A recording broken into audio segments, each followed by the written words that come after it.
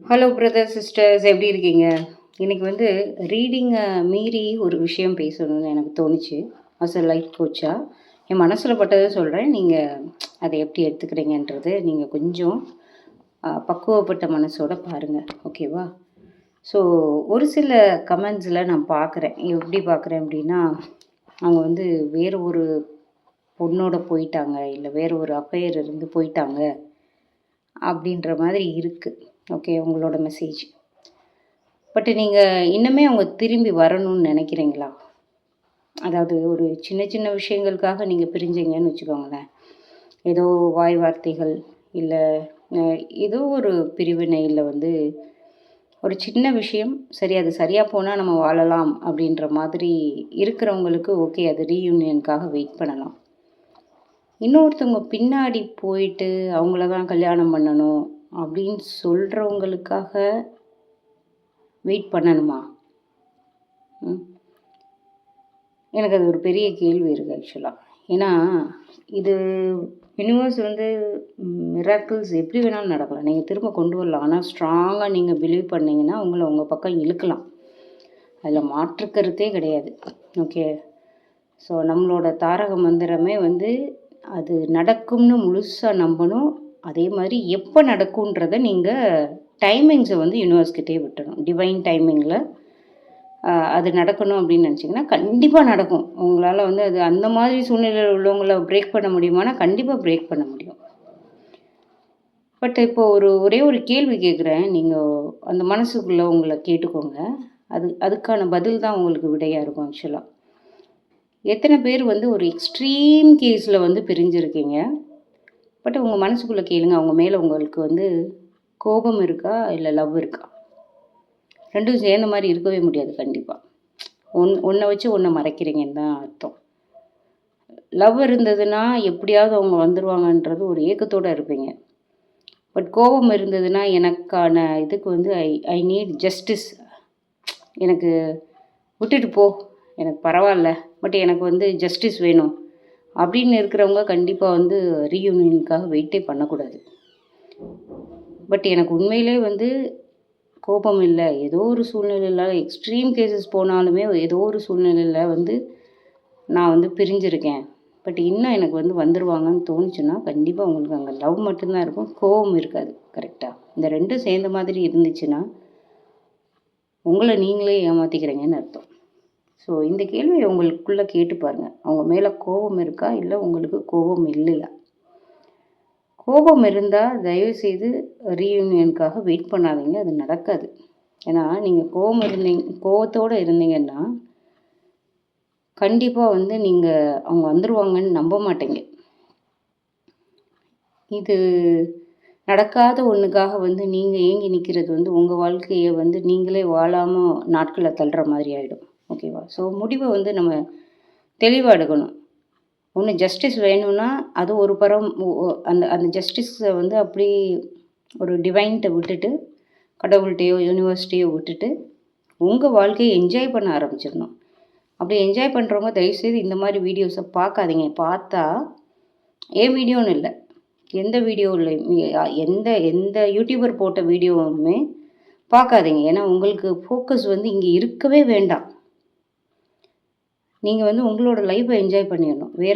வேறு மாதிரி வீடியோஸ் பார்க்க ஆரம்பிங்க. இந்த ரீயூனியனுக்காக வெயிட் பண்ணுறேன், அவங்க வந்து என்ன நினைக்கிறாங்க, அதெல்லாம் வந்து உங்களுக்கு உங்களோட மன நிம்மதியை கெடுக்கிறது தான். ஏன்னா நான் மறுபடியும் சொல்கிறேன், இது எனக்கு வியூஸ் வரணுன்ற அவசியம் இல்லை. இதிலிருந்து யாராவது மீட்டெடுத்து ஒன்று உங்களோட வாழ்க்கையை சந்தோஷமாக வாழணும், அப்படி இல்லைன்னா ரீயூனியனுக்கு பாசிபிலிட்டி இருந்ததுன்னா ரீயூனியன் ஆகிட்டு குடும்பத்தோடு வாழணும், அவ்வளோதான். ஓகே, ஸோ உங்களுக்கு உண்மையிலே அவங்க மேலே கோபம் இருந்துச்சுன்னு வச்சுக்கோங்களேன், கண்டிப்பாக நீங்கள் வந்து ரீயூனியனை வந்து நம்ப மாட்டீங்க. ஒரு ஒரு ஒரு ஒரு ஜஸ்டிஸ் வேணும்னு இருக்கிறவங்க ரீயூனியனை நம்ப மாட்டீங்க. கண்டிப்பாக அது நடக்காது. இதனால் என்ன ஆகுது அப்படின்னா, ஜஸ்டிஸ் கிடைக்கலன்றது நான் இன்னொரு வீடியோவில் டீட்டெயிலாக பேசியிருக்கேன், அது எப்படி நடக்கும் அப்படின்ட்டு. நான் வேணால் டிஸ்கிரிப்ஷனில் போடுறேன், அதை நீங்கள் பாருங்கள். ஜஸ்டிஸ் எல்லோரும் உப்பு தின்னவன் எல்லாருமே தண்ணி குடிச்சு தான் ஆகணும். பட் ஒரு ஜஸ்டிஸ்க்காக நீங்கள் வந்து அவங்க மேலே கோபமாக இருந்தீங்க அப்படின்னா உங்களோட வாழ்க்கை ஒரு நாளும் நமக்கு முக்கியம். எவ்வளோ சந்தோஷமாக இருக்கீங்க நீங்கள் யோசிச்சு பாருங்களேன். ஒரு நாளும் கடந்து போகுது. எவ்வளோ சந்தோஷமாக நீங்கள் கடந்து போகிறீங்க யோசிச்சு பாருங்கள். ஸோ ஒரு வெறுமையாக தானே இருக்குது. ஏதோ அவங்க மேலே ஒரு வெறுப்பு இருக்குது. அதனால உங்களுக்கு வந்து உங்கள் மேலே ஒரு சில சமயம் வந்து கோபம் வரலாம். பக்கத்தில் உள்ளவங்களுக்கு கோபம் வரலாம். கத்தி பேசலாம். சண்டை வரலாம். அம்மா அப்பாங்கள்கிட்ட கூட நீங்கள் சண்டை போடுவீங்க. ரொம்ப க்ளோஸ் ரிலேட்டிவ்கிட்ட கூட சம்டைம்ஸ் எரிச்சலாக பேசுவீங்க. யோசிச்சு பாருங்கள், உங்கள் வாழ்க்கையை நீங்கள் நிம்மதியாக வாழலை. ஸோ நீங்கள் தான் டிசைட் பண்ணணும். உங்களுக்கு உண்மையிலே ஒன்லி லவ் இருக்குது அவங்க மேலே. ஓகே, நான் ரெக்கார்ட் பண்ணிக்கிட்டு இருக்கேன். 11 11 மணி 11 நிமிஷம். அதான் எனக்கு அலாம் செட் பண்ணியிருந்தேன். ஓகே, சரி, ஓகே. ஒரு புது தொடக்கமாக கூட இருக்கட்டுமே. ஓகே, ஸோ நீங்கள் தான் உங்களோட வாழ்க்கையை டிசைட் பண்ணணும்.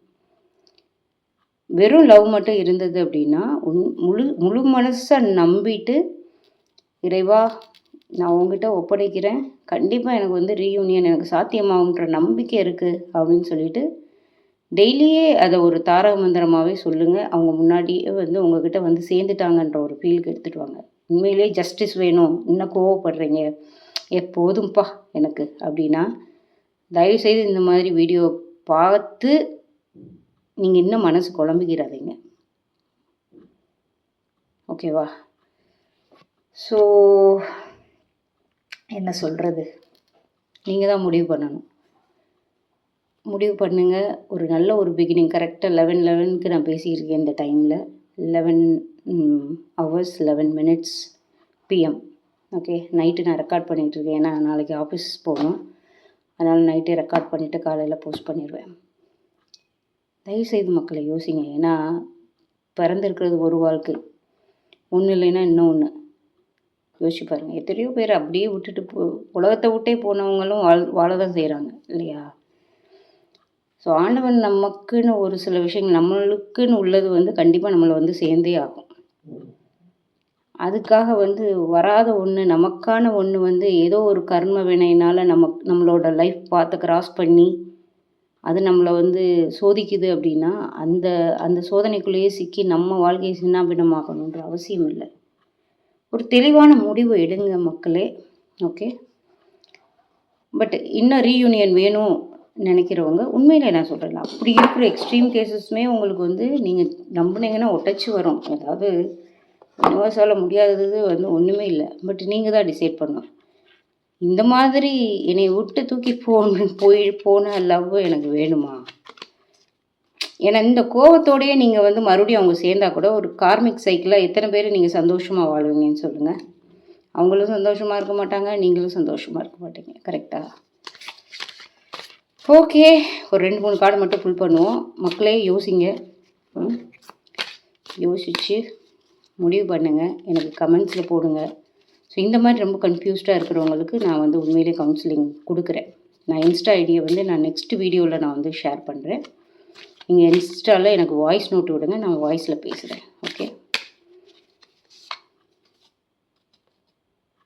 யூ வில் பி ட்ராவலிங் சூன்.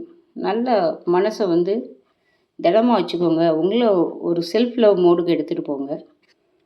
நல்லா சுற்றி பாருங்கள். உங்களுக்கு நான் கொஞ்சம் ஃபினான்ஷியலாக உங்களால் அஃபோர்ட் பண்ண முடியும் அப்படின்னா எங்கேயாவது ஃப்ரெண்ட்ஸோடு ட்ராவல் பண்ணி ட்ரிப் போயிட்டு வாங்க. ஓகேவா? மனசு நிம்மதியாக இருக்கும். Caution, don't over work your self. தேவைக்கு வேலை பாருங்க, வாழ்க்கையை வாழ்கிறதுக்கு தான். ஓகே, ஸோ ரொம்ப ஓவர் திங்க் பண்ண வேண்டாம், ஓவர் ஒர்க் பண்ண வேண்டாம். லைஃப்பை என்ஜாய் பண்ணுங்கள். ஒரு விஷயம் இதுதான் வாழ்க்கைன்னு நீங்கள் முடிவு பண்ணிக்காதீங்க. Super card. மேனிஃபெஸ்ட். எது உங்களுக்கு தேவையோ, ஒரு விஷயம் பழசு எனக்கு போயிட்டு எனக்கு புது வாழ்க்கை வந்தாலும் பரவாயில்ல, இல்லை இதுதான் எனக்கு வாழ்க்கைன்றதை டிசைட் பண்ணிவிட்டு மேனிஃபெஸ்ட் பண்ணுங்கள். சூப்பர் கார்டில் இந்த நம்ம பேசின டாப்பிக்கு மேனிஃபெஸ்டேஷனில் உங்களுக்கு வந்து வாய்ப்புகள் இருக்குது. But you are the creator of this life. You are the creator of your life. You are the creator of your life. So நம்ம ஏற்கனவே இந்த இதை வந்து எனர்ஜியை வந்து கிளைம் பண்ணியிருக்கோம். நீங்கள் தான் உங்கள் லைஃபோட டைரக்டர், ப்ரொடியூசர், ஆக்டர், எல்லாமே. ஓகேவா? ஸோ ரொம்ப குழம்பிக்க வேண்டாம் தயவுசெய்து. எனக்கு எப்படி பேசுகிறதுன்னு தெரியல. இது வந்து அன்ஃபில்டர்ட் வெர்ஷன் தான். அப்படியே எனக்கு மனசில் தோன்றதை திக்கி திக்கி பேசிக்கிட்டு இருக்கேன். பட்டு நான் என்ன சொல்ல வரேன்றது உங்களுக்கு கண்டிப்பாக புரிஞ்சிருக்கும். கரெக்டாக? ஸோ நல்லா யோசிங்க. யோசித்து நல்ல முடிவாக எடுத்து இன்னையிலேருந்து ஒரு புது வாழ்க்கையை ஆரம்பிங்க. இல்லை இது இது வந்து ஓகே தான், எனக்கு உண்மையிலே அவங்க மேலே லவ் இருக்குது அப்படின்னா மேனிஃபெஸ்ட் பண்ணுங்கள். கார்டு வந்த மாதிரி மேனிஃபெஸ்ட் பண்ணுங்கள். ஓகே. ஸோ ஒரு கார்டு, ஒன்று final card.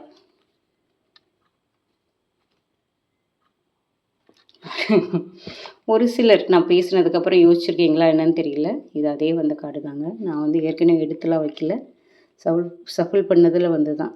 Change of residence, moving in with your partner. Okay. So ஒரு சிலர் வந்து புது பார்ட்னரோடு போகணுன்னா கூட உங்களுக்கு அந்த மாதிரி ஒரு ஆப்ஷன் இருந்ததுன்னா யோசிச்சு பாருங்கள். புது லைஃப்பை அமைச்சிக்கணுன்னா கூட it is up to you. நான் யாரையும் ஃபோர்ஸ் பண்ணலை, கம்பல் பண்ணலை. பட் உண்மையான லவ் எங்கே இருக்குன்றது இந்த டைமில் உங்களுக்கு தெரிஞ்சிருக்கணும் இல்லையா? உங்கள் மனசுக்கு வந்து உண்மையிலே அவங்களுக்கு உங்கள் மேலே லவ் இருக்குது, உங்களுக்கு அவங்க மேலே லவ் இருக்குன்னா இட்ஸ் வர்த் வெயிட்டிங் இல்லையா?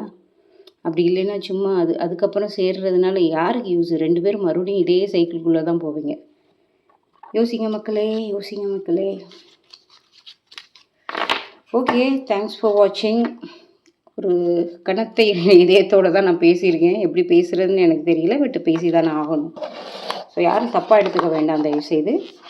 இது ஒரு நல்ல எண்ணத்தில் மட்டும்தான் நான் சொல்லியிருக்கேன். ஓகே. ஸோ தேங்க்யூ ஃபார் வாட்சிங்.